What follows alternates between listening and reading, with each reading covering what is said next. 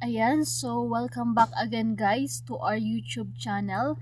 Shout out to our viewers sa mga patuloy na sumusuporta sa ating channel na ito. Maraming salamat. At ang topic natin today is ganun din naman. So, we thought na okay lang mabuhay ng simple lang, ng normal, walang gampanin. Pero, mali pala. It's a big wrong kasi we have a call. May purpose kung bakit buhay ka, hindi para lang mamuhay sa sarili mo dahil may gampanin ka.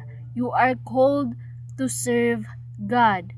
You are called to serve the Lord. At ang pag-serve kay Lord ay hindi sa pilitan kundi dapat ay kusa. So we are called as a worshiping church. We are the church of God. We are the church of Christ. Templo tayo. Kaya yung katawan natin dapat iniingatan natin. Hindi kumo-compromise sa kasalanan.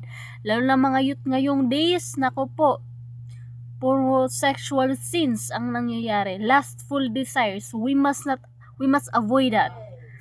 And we are called as a servant of the Lord. We are called to worship God in spirit and in truth. We are called as a healing church. Nasa battle tayo, tandaan natin yan. Every day is a battle. Ipaglaban mo yung faith mo kay Lord, ipaglaban mo yung sarili mo. Walang bibitaw hanggang wakas. We are called as a healing church. We thought it's normal but not. We are in a battle. We are called to heal people, not to wound. We are called to soul winning. Mag-akay ng mga tao para sa Diyos, kay Kristo, at hindi para mangbagsak o umalis.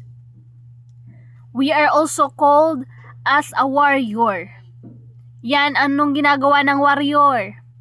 That's what you do is praying church. Ulitin ko, we are the church of God and we must pray. We are called as a praying church. Kailangan parating meron tayong panalangin. Hindi yun mawawala. Every morning, afternoon, and night, we must not forget prayer. It is a must as a warriors, intercessors. What is intercessor? Yan yung ginagawa ng mga nagpipray. You are called as intercessor. Next is visionary church. Dati, hindi ka pala, hanggang imagine ka lang hindi ka nga maka-imagine. Hindi ka rin purposeful. Pero but you know God more, as you know God more, you are being visioned. You become a visionary. Nakikita mo yung perspective na po-point out mo na. Write down the revelation of the Lord and make it plain on tablets. Yan yung sabi niya sa Habakkuk 2-3. Kanino? Kay Jeremiah, sa anak niya. And also to us. We are called as a visionary. Next is a spirit-filled. Hindi puro ML, puro cellphone lang, kundi dapat namumuhay tayo ayon sa spirito, sa holiness, sa truth. Kabanalan, breastplate of truth as a warrior. Huwag natin kalimutan yan. And next is a nation-loving church. Our nation is our Jerusalem. We say that again, our nation is our Jerusalem. We cannot say this often enough. It seems it's also the Philippines. Blessed is the nation whose God is the Lord, the people He chose for His inheritance. In Psalm 33:12. What nation would not want God as His Lord, diba? Lahat naman tayo gusto natin maging Diyos ang Diyos ng mga Diyos, Hari ng mga hari at Panginoon ng Panginoon. Yun yung Diyos, Yahweh. We are concerned politically. They are for our country. Socially still, they are for our country. We do something, we pray for our leaders. We pray for issues and upholds truths. We mingle, we care. God cares for this country. Next is a faith-filled church. A faith-filled church means mission, vision, values, word, prayer. We have so much we believe in. We have so much with which to practice our faith. We must practice practice our faith. Not just in words, not just in sayings, but in action. Sabi nga, faith without act is dead. Ang pananampalatayang walang kalakip na gawa ay patay. Next is a prophetic church. May panawagan talaga. Hindi lang sa bahay nyo lang, kundi pang malawakan. May calling ka. You are called to be an apostolic. Naging prophetic gesture. Now I have put words in your mouth. See, today I appoint you over nations and kingdoms to uproot and tear down, to destroy and overthrow, to build and to plant. Jeremiah 1:9-10. We are not just called to build, but to destroy and overthrow the works of the enemy. We are called to correct, not to sugarcoat people. We live in truth. We live by faith and not by sight.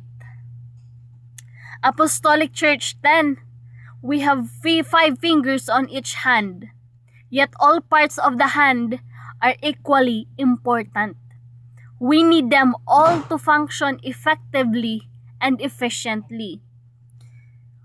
The hand cannot be used the utmost of its capacity if it is missing of a finger or two. God's work cannot mature fully if the fivefold ministry is reduced by 1 or 2. So mahalaga, apostolic.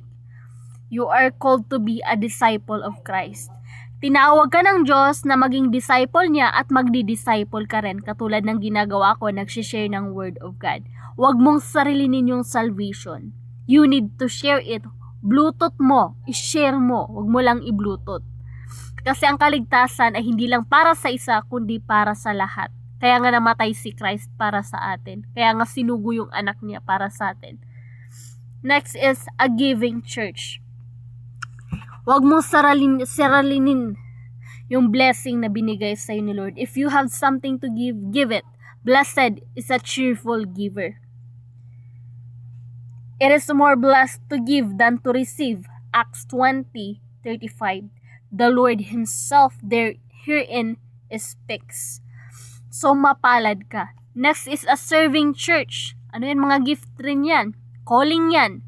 Leadership springs from God's nature, and it is God's nature to serve. We avoid no service, for neither did He. So we must do also. Just as the Son of Man did not come to be served, but to serve and to give His life as a ransom for many. Matthew 20:28. Hindi porket ginawa ni Lord, gagawin mo rin. So kung ano lang yung calling na binigay sa'yo, yun rin yung gawin mo. Mamuhay ka ayon sa kanyang kalooban, ayon sa kanyang utos. At kapatid, itong sasabihin ko sa'yo, hindi kanya iiwan ni pababayaan man. Sasamahan kanya hanggang sa huli. So God bless, kapatid. Magpatuloy ka sa Diyos. Patuloy lang tayo. Padayon, padagos.